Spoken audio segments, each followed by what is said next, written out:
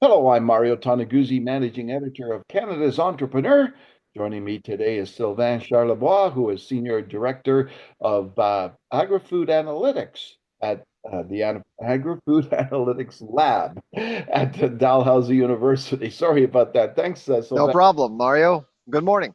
Good morning. Let's talk about food prices because Canadians are feeling it continually when they go grocery shopping. Tell us what's happening with grocery prices these days.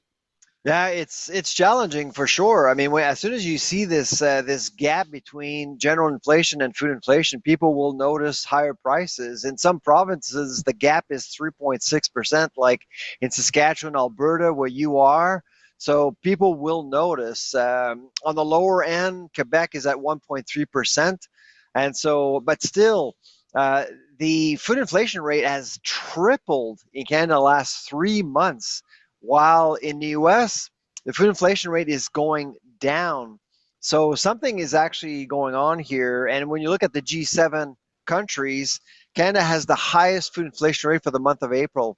So I think a lot of it has to do with domestic factors like counter tariffs, some of our policies, the bureaucracy that we often talk about. The sector is not as competitive when it comes to dealing with some challenges, if you will. Okay, so let's talk about some of those uh, factors. Everybody talks about the tariffs, and this is such a confusing situation right now, right? Because I keep seeing things online that, oh, wait a second, those counter tariffs were dropped in mid-April. What's happening with tariffs? Well, it's utter confusing, to be honest, and I think it's deliberate because we were in the middle of election, and with the elbows up campaign and Canada's not for sale.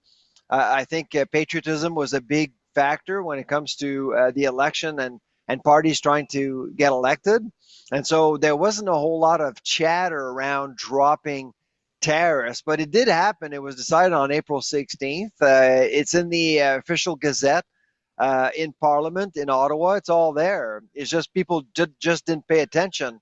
So that came into effect on May 7th. So we are expecting May numbers or even June numbers to be much better.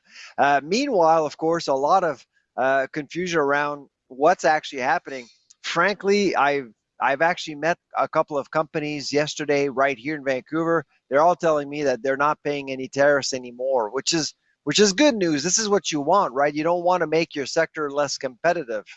Yet the prices keep going up, and yet, just recently, the CEO of blah blah said, the number of tariff impacted items is going to skyrocket. I think it was going to triple here in the. Yeah, I think there's a lot of blaming going on right now. Even in the US, Walmart, if you recall, Walmart did the same thing the next day after Loblaw, saying that if you continue with these tariffs, we'll have to increase food prices. And Donald Trump, of course, his response was, "Eat it up, Walmart."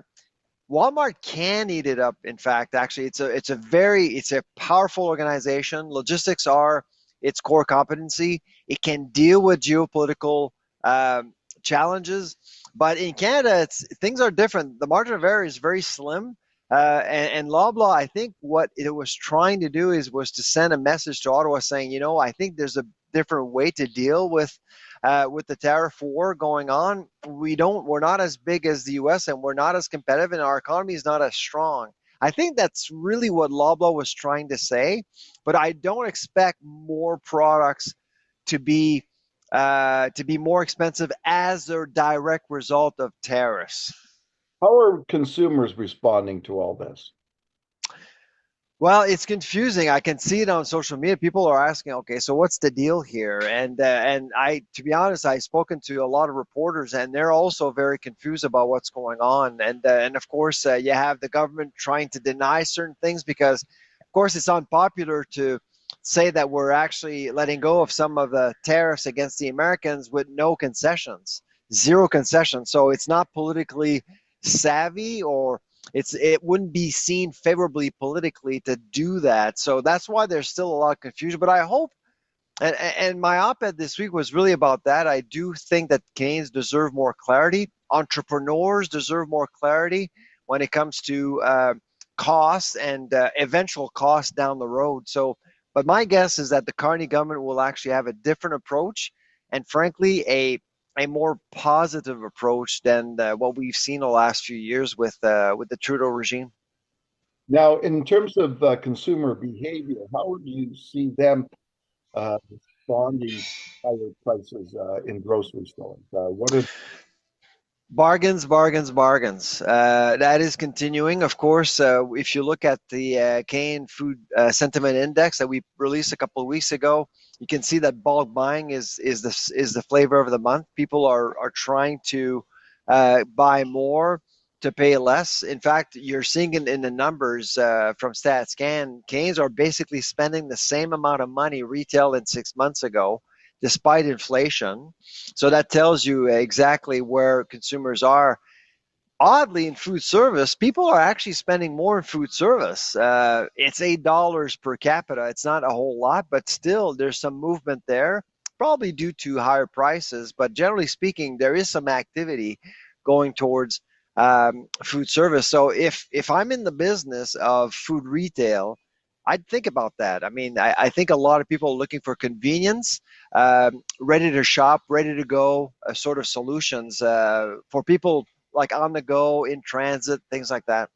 right? Wonderful. Thanks so much, Sylvain, for joining us today. My pleasure. Right, that was Sylvain Charlebois, Senior Director of the Agri-Food Analytics Lab at Dalhousie University. Thanks for joining us today.